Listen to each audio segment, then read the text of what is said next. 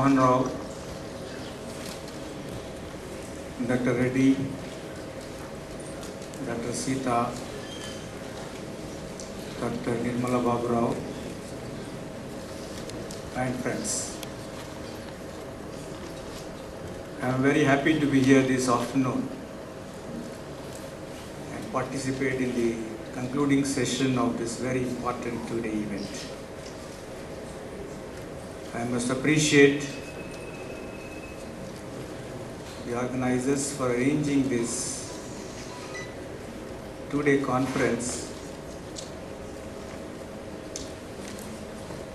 Lots of concerns being expressed in several quarters about science education and science research because of the simple reason that growth these days depends upon technology. Technology which is innovative in nature, and for the development of innovative technologies, what is essential is a very sound knowledge and education of science and research. It is for this reason I have great appreciations to Dr. Mohan Rao and Dr. Reddy. University is interacted with a central laboratory and then convened this program. That is what is required these days. Now I note that several distinguished speakers presented their views since yesterday. I congratulate that they could make the great scientist Dr.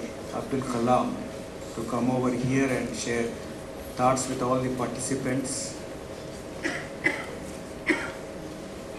Several views have been expressed, and because I am the last speaker, maybe you find that some of the views that I'm going to share with you are repetitive in nature, so you need to bear with me. Now, if you look at the policy for the Indian education system,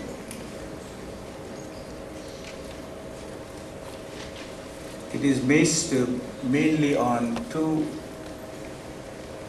very landmark Education Commission reports. One is the Radhakrishnan Commission report of 1948, and then the Kothari Commission report of 1964. The national policy of higher education, which was framed based on these two very important reports, came out in 1986. And in fact, this policy has translated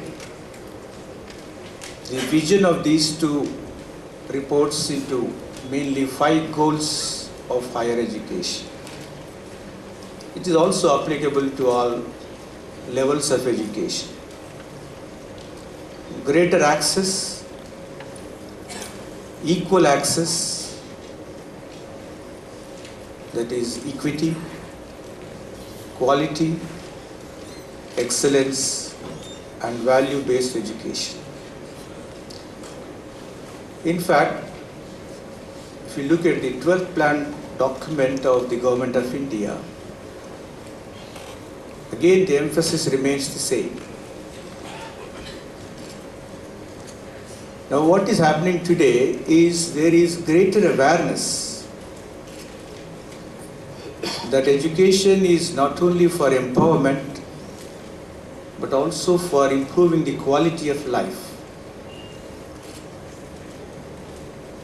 This message is spread over all sections of the society, irrespective of the social background or economic background, or religious background. Now this has led to rapid growth in educational institutions in the country. Now if you look at our own higher education system, this is one of the largest higher education systems in the world. In fact, the third largest. We have more than 630 universities or degree awarding institutions in the country right now. The gross enrollment ratio, as per the latest information available with MHRD, is close to 19%. But as educationists, we still realize that this is inadequate, less than the world average of about 29%. Now the 12th plan of the Government of India is making efforts that we increase the enrollment ratio to about 25% by the end of the plan period, that is by end of 2017. So massive expansion plans are on the anvil, and the Government of India is in fact advising the state governments in this matter.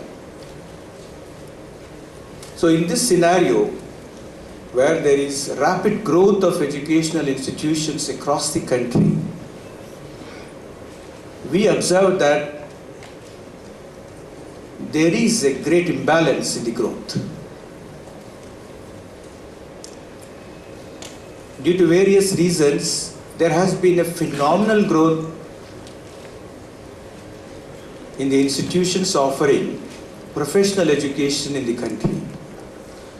Mainly institutions offering engineering programs, as a result of which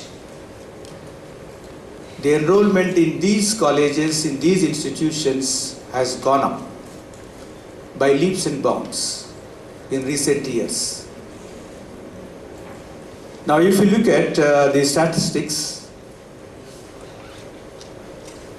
engineering colleges in the country in 2006, the number is 1510, with an intake capacity of 5.5 lakh.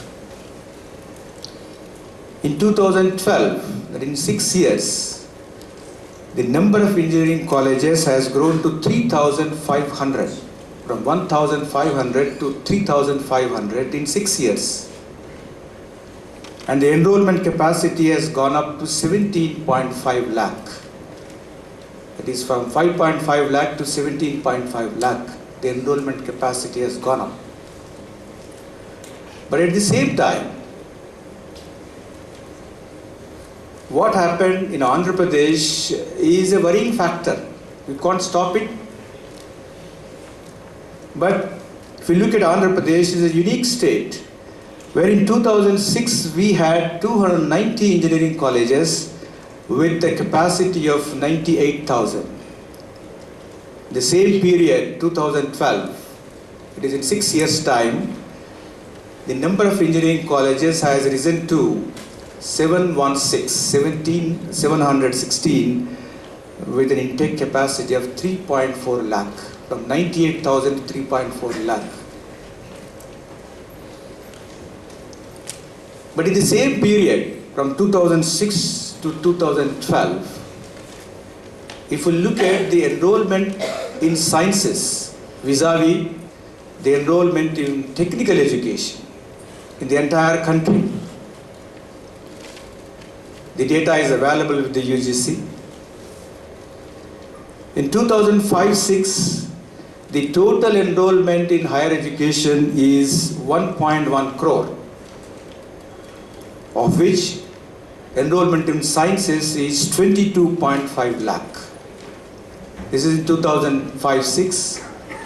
That amounts to 20.4% of the students, total students enrolled in higher education, enrolled for sciences.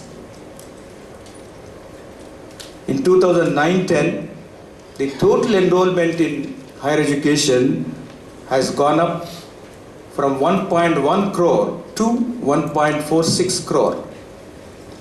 During the same period, the enrollment in sciences has gone up from 22.5 lakh to 28.2 lakh.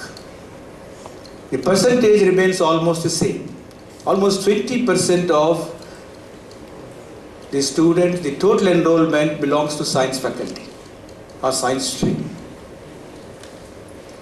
Whereas you compare it with the enrollment in technical education in the entire country, I'm talking about the entire country. During the same period, in 2005-06, the enrollment in engineering programs was 7.9 lakh.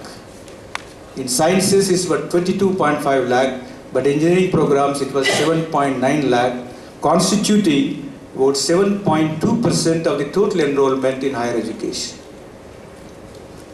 When it comes to 2012, 2009-10, the enrollment in engineering programs has gone up to 15.1 lakh. From 7.9 lakh, it has gone up to 15.1 lakh.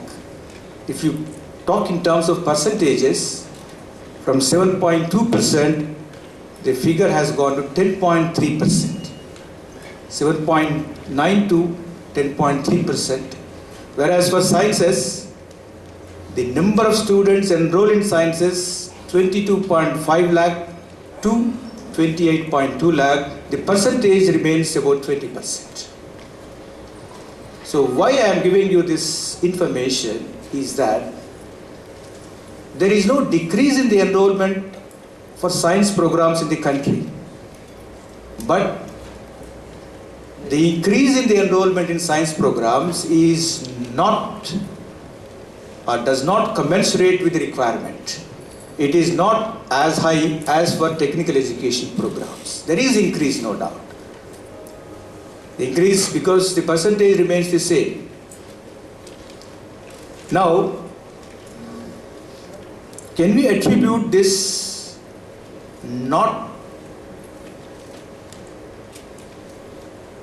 increase or not so much increase in science programs to the decline of interest in sciences? That's the question. Are we fair enough to attribute this type of situation to decrease in or decline in interest in science programs? Now, when a study was made, I was looking into an article that was published last month in Current Science. It was an article published by a group of people from MHRD. They have made a survey.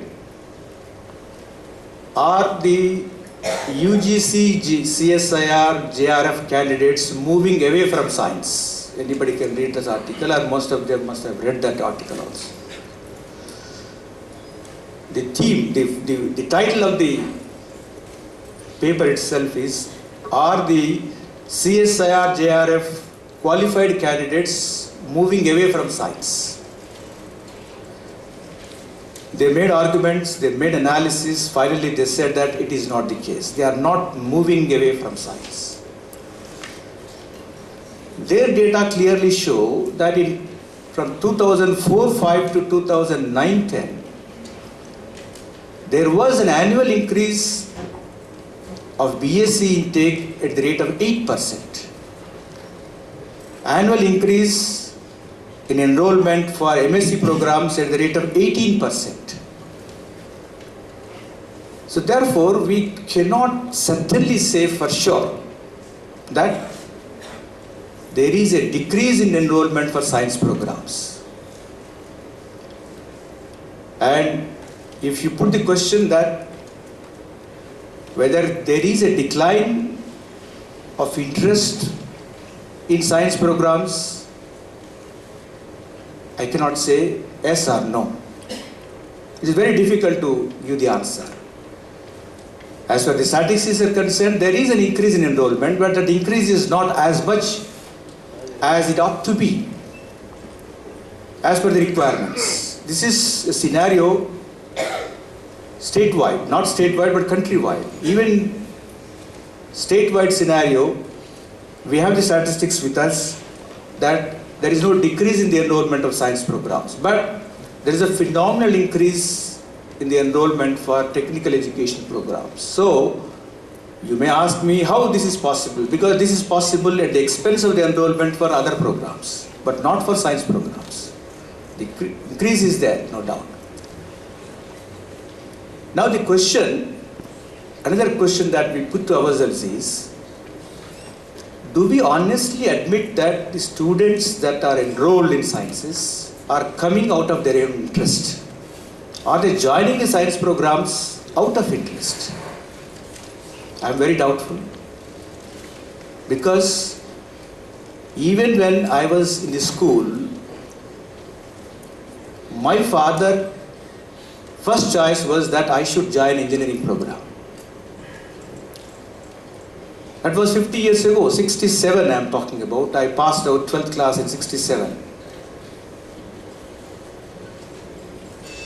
But I got a seat in REC Warangal. I got a seat in Usmania University Engineering College, but my father could not afford to send me out of that rural area. It's a question of affordability.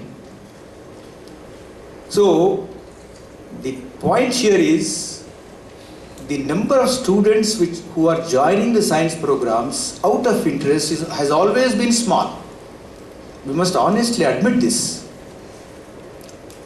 But what is that issue which is burning, which that we need to address? The burning issue that we need to address, in my opinion, is after the students join the program in sciences, how to sustain their interest in sciences and how to make them more interested in the science programs so that they can move vertically upwards. This is the main issue in my view. There are several reasons for this. How can we do this? This is the problem. How can we improve, enhance the interest of students who are pursuing science so that he can move vertically, contribute a lot in the form of research? Now definitely,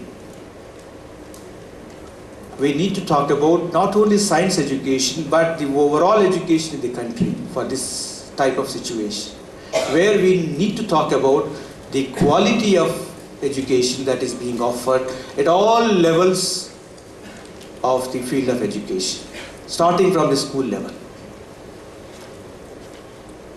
Now we all admit what are the defects or deficiencies in our own education system. The deficiencies in our own education system have been referred to by several education commissions in the country, right from the Radhakrishnan Commission to the Kothari Commission, National Knowledge Commission, Yashpal Committee, Anil Kakodkar Committee, whatever committee report you say. They have been forthright in pointing out what are the defects. But the problem that lies with all of us is that we are not that sincere, committed to implement whatever recommendations that have been made. There we are failing. Now I'll touch upon 2 or 3 issues. Maybe I think other speakers, distinguished speakers, must have also touched upon those things. These issues are related to, finally, influencing the quality of science education and in particular and quality of education in general. Now look at the education infrastructure. Somebody was pointing out, Dr. Mohan Rao was also pointing out, my friend Adinarana was pointing about this thing. Education is a concurrent subject. That is, both the states as well as the central government has to look after. We all agree that bulk of education in our country, bulk of enrollment at the school level, at the college level, at the other levels is in the government sector. And the infrastructure facilities in government institutions always is related to the soundness of the budgetary allocations made. Unfortunately, in our country, we have not been able to allocate adequate funds to education. The figure is always around 3.8% of the GDP, less than 4% of the GDP.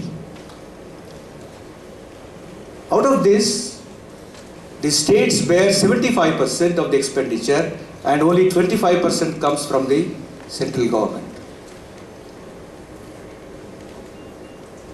Higher education allocation is just around 0.7%. Now, repeated claims have been made at various platforms that the budgetary allocation for education must be risen to about 6% of GDP and for higher education to about 1.5% of GDP. But unfortunately, that has still not been achieved. Maybe I think governments have their own limitations, we must admit that. They have to look after other schemes. This is the situation in several other countries also, we must admit that. But one thing which is there and which is not here is supplementing the education budget through endowments or philanthropic attitudes. That is missing here.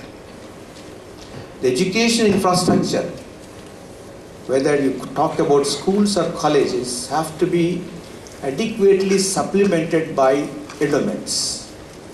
Only these days we are listening to some of the industrialists like Azim Premji or maybe I think others who are coming forward for giving something to education. This culture somehow is missing here. So the remedy, I believe the remedy, you are talking about remedies also, the remedy is how to motivate the industry people to fund the education system in the country. Now the second issue is related to the policy matters. Now we have several statutory bodies in our country, bodies which have been established by the Acts of Parliament. They look after different streams of education. AICTE looks after technical education. MCI looks after medical education. NCERT, the school education. UGC, the overall education. Now the problem that we observe is all these bodies always act independently. They don't interact with each other. Unless they interact, how can there be holistic development? This is the problem. Now, for instance, you take AICTE, because we directly deal with them. I have my own experience there. AICTE says that it has the authority of the Parliament to sanction technical education programs in the country. States have very little to say.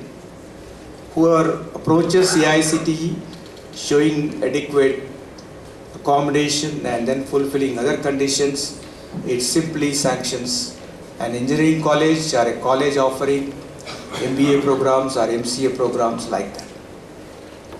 It doesn't make a sensible survey whether there is a requirement or not. As a result of which, what happened in Andhra Pradesh we all see. The number of engineering colleges is so high that the intake capacity has gone up to 3.4 lakh. Every year we have around 1.5 to 2 lakh seats are remaining vacant. We will not run any program which is not approved by it, and AICTE doesn't approve a science program. This is because AICTE doesn't interact with UGC or any other statutory agencies. So when an enthusiastic engineering college fellow who is committed to technical education comes forward and says that, sir, we want to run an MSc program or a BSc program, in our institution. State government is ready to sanction the college or the program, but AICTE doesn't permit. AICTE says that it shall run only the programs approved by it. So such funny policies are there, and the remedy lies if these statutory bodies sit together and discuss. Now, restructuring of post-school science programs. Maybe I think someone has referred to that yesterday or today. The 3 academies of sciences in 2008, they came out with a position paper. The title of the paper is How to Restructure Post-School Science Teaching Programs in the Country. All the 3 academies. Professor Balasubramanian is also one of the authors there. Now, excellent recommendations have been made. Recommendations clearly say that in the present undergraduate science education, there is clear segregation of students into 2 groups. Biology group, maths group. BZC students are MPC students. This is not at all recommended these days. These are the days where at the undergraduate level, the student needs to learn all the basic science subjects. This is what has been recommended by this position paper. The academies recommend that at the undergraduate level, there shall be a general basic science education given to the student. A student needs to learn mathematics, physics, chemistry and biology. Now the second suggestion which was made is that in various undergraduate colleges these days, specialized subjects like biotechnology, bioinformatics, computer science, information technology are being offered as substitutes to basic sciences like physics, mathematics and biology. This shall have to be dispensed with. These specialized programs cannot be offered at the undergraduate level. What is required is the student must learn the basic sciences first. As Dr. Mohan Rao was pointing out, the academies also proposed a 4-year BS program, 4-year science program. And mobility of students from the science stream to technical education. This has been proposed. In the State Council of Higher Education, I was also one of the members who recommended in 2006 or 7 a 4-year undergraduate program. But what happened? There's a lot of resistance. From the teaching community and from the student community. But that should not deter us in going ahead with recommendations. We need to look at these recommendations much more closely. Now in Andhra Pradesh, a funny situation is there. The +2 education is totally segregated. It is neither under school education nor under higher education. What is happening at the +2 level is that there is more segregation of students into maths group and then biology group. After 10th class, if suppose that student joins a BPC stream intermediate, he will never learn mathematics. And similarly, an MPC student in intermediate never learns biology at all. And this situation is a very strange situation. This has to change. This has to change. Now, if you look at the school education, what is happening at the school education? Because I talked about the policy issues, And then the first thing is the school education. Now in the school education, we have the main problem of science being taught as history or languages. Only facts are given. And how honest the teacher is giving the facts. Many teachers do not have the right idea of the concepts. They don't know at all. I'm extremely sorry to say that.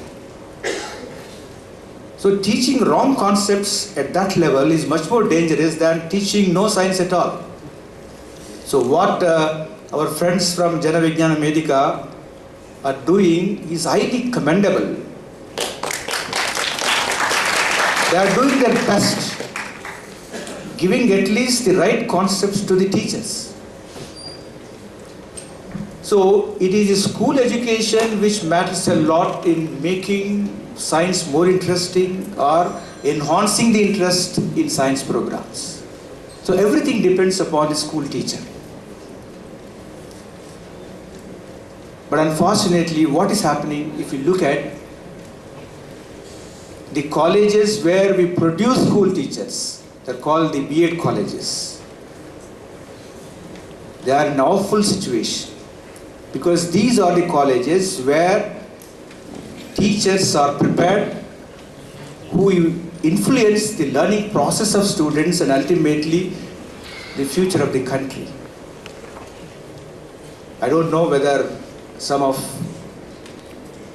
the people sitting here know that it has come to the notice of the Honorable Supreme Court last year. What is happening in the school education training institutions? Honorable Supreme Court has appointed a committee headed by the former Chief Justice of India, J.S. Verma. The Verma committee made a thorough analysis of the school education institutions, that is the B.Ed offering institutions, submitted a report to the Supreme Court somewhere in August 2012. Now, the committee report is, really says that at what stage the school education institutions are. It suggests that several repairs have to be made, both financially and qualitatively, for these teacher education training programs. They have suggested that the period of teacher education must be enhanced. Now it is only 1 year, you make it at least 2 years. And the most important, I was very fascinated by the recommendation made by the Verma committee, is that every teacher education institutions must have a dedicated school attached to it as a laboratory. Just as a medical college is associated with a dispensary or a hospital. Because it is in this laboratory the would-be teachers would be making their experiments, conducting their experiments in pedagogy. But who will listen to these Verma committee reports? Report is there. But this is the thing that I told you, it is for the national level bodies to come together and then discuss. NCTE's business is this, National Council of Teacher Education. National Curriculum Framework also made several suggestions. At least from the State Council of Higher Education, we have taken initiative 3 months ago to remodel, reform, revise the B.Ed curriculum. And we are coming out with a revised B.Ed curriculum 1 week's time. That will be sent to the universities for their acceptance. It is very alarming. I think you must have noticed in the newspapers also. Look at the newspapers. CBSE has conducted this entrance test. It's called Central Teacher Eligibility Test. Last December, the results were out in January. That is just 2 months ago. If you look at the results, I think it is shameful. more than 99% of these BA graduates who have appeared for the test failed to clear it. The result is only less than 1%. So, if this is the situation of the teacher training institutes, how do you expect the school education to improve? So the remedy lies, therefore, rightly pointed out by others, the remedy lies in, first of all, making school education more effective, and then the school education institutions more effective. That is the thing. Now if you come to our plus 2 education, in our state the plus 2 education, plus 2 science education is a pressure cooker education. The students are always under pressure. Pressure from the peers, pressure from the teachers, pressure from the college administration, and more pressure from the parents. High expectations on our students. So what is happening as a result of this? What is that the students are learning at the plus 2 level? The students are learning two things. One is, what is rote learning? Batti kottadam etla. The other thing is tick box culture. How to answer the objective questions by putting a tick. Now, this has been there over the years. You may ask me, sir, what are you doing sitting there? Okay, that's a different situation. Now the thing here is, what is the consequence of this culture? Consequence is that they are cracking these entrance examinations no problem. And our students are getting more seats in IITs, are going to be any other national level examinations. We made a study of how these fellows are faring in IITs. The first year, second year, third year, and the results are really disturbing. They are not able to comprehend the IIT education because they have been trained like that. They have been trained only to give answers to the questions. But what IIT education requires is you need to question the answer, and that is not there here. That is what is happening. Now when you come to college education or university education, I will conclude in 5 minutes, not more than that. College education or university education. I am from the university, I have retired 2 years ago. Now we are all complacent with whatever we are and whatever we are getting. We are not accountable. We enjoy a lot of autonomy in universities. We don't like anybody interfering in affairs. But we are very sorry to say that we don't perform our discipline, our duties with self-discipline. Self-discipline is very important. At the university level, you don't like to be disciplined by others. You need to be self-disciplined. That is lacking. So unless this situation improves, what is that you can do? Lab work is taken very, very casually. Very casually. We are not available to the students. So this situation has to improve. How do you make science more interesting unless you are available in the laboratory? So every time Dr. Mohan Rao was rightly pointing out, one point is very clear. Every time we blame for our failures someone else. I mean, that situation has to change now. We need to blame for our failures ourselves. Think what we are doing first, then you think of the other fellow. And we are masters in analyzing others rather than analyzing ourselves. So this is the main problem there.